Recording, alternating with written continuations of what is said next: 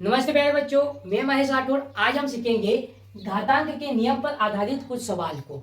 आप इस वीडियो को लास्ट तक देखना, जिससे आपके सारे डाउट क्लियर हो जाएंगे और इस प्रकार के सवाल को कैसे हल करना है घातांक के नियम द्वारा स्टेप बाय स्टेप, ये सारी चीजें मैं आपको सिखाऊंगा।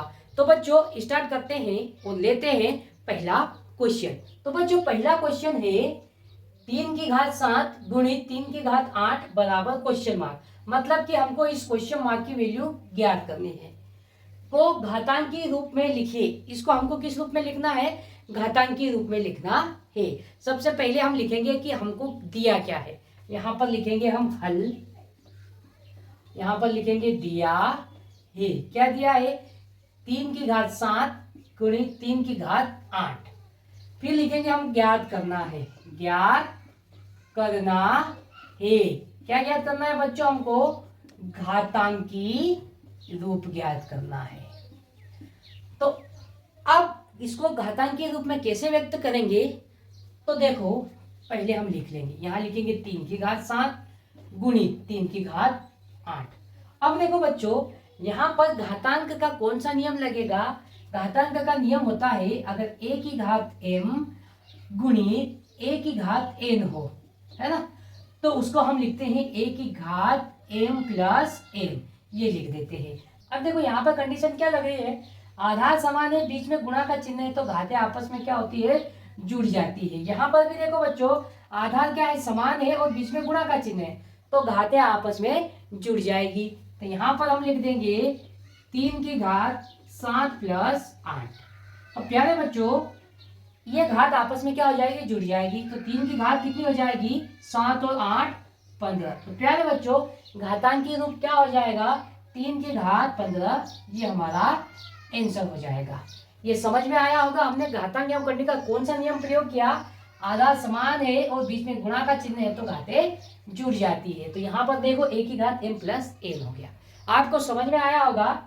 या तो हम एक और एग्जाम्पल ले लेते हैं। यहाँ पर मैं ले लेता हूं 5 की घात 2 गुणित 5 की घात 3 है, तो इसको हमको घातांकी रूप में व्यक्त करना है। तो देखो बच्चों यहाँ पर देखो आधार समान है और बीच में गुणा का चिन्ह है, तो क्या होता है? घातें जुड़ जाती है। तो यहाँ पर आधार जो है उसको लिखेंगे। आधार क्या है? 5 है, तो यहाँ 5 लिखेंगे, सिर्फ एक ही बार लिखेंगे, है ना। फिर उसके बाद देखो घातें क्या हो जाएगी? जुड़ जाएगी।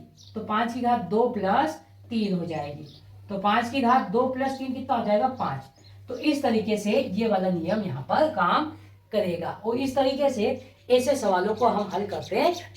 तो बच्चों अब देखते हैं क्वेश्चन नंबर दूसरा। तो बच्चों क्वेश्चन नंबर दूसरा है 5/7 की घात 3 गुणित 3/4 की घात 3 को हल कीजिए। अब देखो इसमें कौन सा नियम लगेगा घातांक का? आइए इसको कैसे हल करेंगे। तो देखो हम यहाँ पर लिखेंगे हल। हमें क्या दिया है वो लिख लेंगे। क्या दिया है? 5/7 और पूरे की घात क्या है? 3 गुणित 3/4 और पूरे की घात क्या है? 3 है। तो इसको कैसे हल करेंगे? अब देखो यहाँ पर कंडीशन क्या लग रही है? यहाँ पर आधार तो अलग अलग है लेकिन घातें क्या है? समान है और बीच में गुणा का चिन्ह है। तो नियम क्या लगता है यहाँ पर?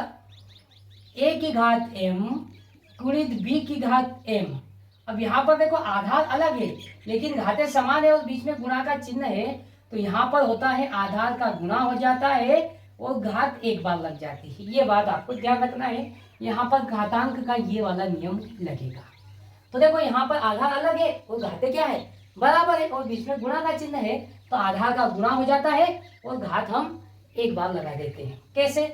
अब इसको हल करेंगे। यहाँ पर लिखेंगे हम, देखो इसी के अनुसार लिखेंगे, एक गुणित भी कर देंगे, इन दोनों का गुणा कर देंगे। क्या लिख देंगे? 5/7 गुणित 3/4 और उसकी घात क्या है? जो कॉमन घात है, यहाँ भी 3 है यहाँ भी 3 है, तो यहाँ क्या लिख देंगे? हम 3 लिख देंगे। अब उसके बाद देखो बच्चों इसको कैसे करेंगे। अब देखो अंश और हर में कुछ कटेगा क्या? कुछ भी नहीं कटेगा। तो अंश का गुणा अंश में और हर का गुणा हर में कर देंगे। तो यहाँ 5 का गुणा 3 में करेंगे, तो 5 3 कितना हो जाएगा? 15 और बटे में क्या है? 7 गुणित 4, तो 7 चौक 28 और पूरे की घात कितनी है? 3 है। तो प्यारे बच्चों इसको जब हम हल करेंगे तो हमारा आंसर क्या आ जाएगा? 15/28 की घात कितनी आ जाएगी? 3। ये हमारा आंसर आ जाएगा। आपको समझ में आया होगा ये क्वेश्चन? अगर समझ में नहीं आया तो एक और एग्जाम्पल लेते हैं, उसके द्वारा समझते हैं। यहाँ पर मैं लिख देता हूँ 1/2 की घात 5 गुणित 2/3 की घात 5। तो इसको हल करेंगे तो मान क्या होगा।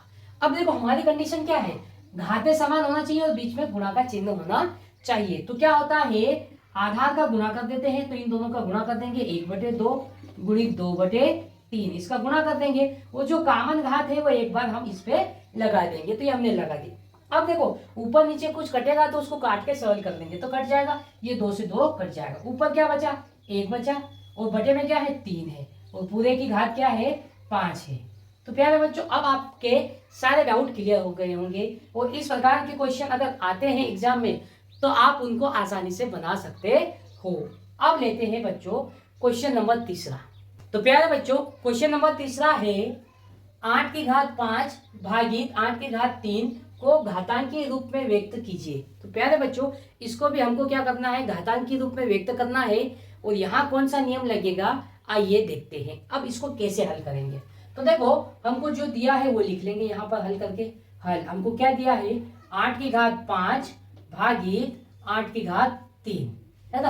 अब हमको ज्ञात क्या करना है, घातांकी रूप में व्यक्त करना है। किस रूप में, घातांकी रूप में। तो यहाँ लिख लेंगे ज्ञात करना है, क्या ज्ञात करना है, घातांकीय रूप। हमको घातांकीय रूप ज्ञात करना है। तो हम इसको एक बार फिर से लिख लेंगे, क्या लिख लेंगे, 8 की घात 5 भागित 8 की घात 3। अब प्यारे बच्चों यहाँ घाता नियम करने का कौन सा नियम लगेगा, तो देखो यहाँ पर a की घात m भागित a की घात n बराबर क्या होगा। तो यहाँ पर कंडीशन ये लगती है, अगर आधार समान है और बीच में भाग का चिन्ह है तो घातें क्या होती है, घट जाती है। हम आधार को लिख देंगे और घातों को आपस में क्या कर देंगे, माइनस कर देंगे। यहाँ पर घाता नियम करने का ये वाला नियम लगता है। अब यही नियम हम इस क्वेश्चन में अप्लाई कर देंगे, क्योंकि यहाँ पर भी देखो आधार समान है और बीच में काय का चिन्ह है, भाग का चिन्ह है, तो घाते को आपस में क्या कर देंगे, घटा देंगे। तो कैसे घटाएंगे, देखो यहाँ पर लिखेंगे हम 8, फिर लिखेंगे यहाँ पर घात कितनी है 5, माइनस क्या कर देंगे 3 कर देंगे।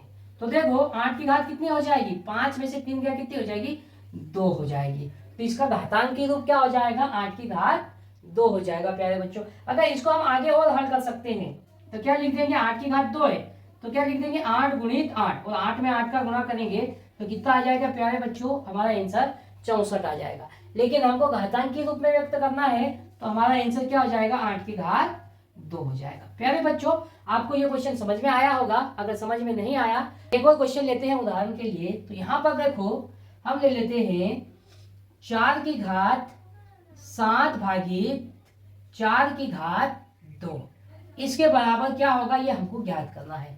तो देखो बच्चों आधार समान है, बीच में भाग का चिन्ह है, तो घातें क्या होती है, आपस में घट जाती है। तो हम यहाँ पर वही नियम लगा देंगे, कौन सा वाला, ये वाला नियम घातांकी करने का, है ना। तो आधार समान है तो एक बार आधार लिख देंगे, फिर घातों को क्या कर लेंगे, माइनस कर लेंगे। 7 में से 2 घटा देंगे, 7 माइनस 2 तो कितना हो जाएगा, 4 की घात 5 हो जाएगी। तो प्यारे बच्चों यहाँ पर आंसर कितना हो जाएगा, 4 की घात 5 हो जाएगा। तो प्यारे बच्चों इस प्रकार हम घातांक के नियम का प्रयोग करते हुए ऐसे क्वेश्चन को स्टेप बाय स्टेप बड़े ही आसान तरीके से बना सकते हैं।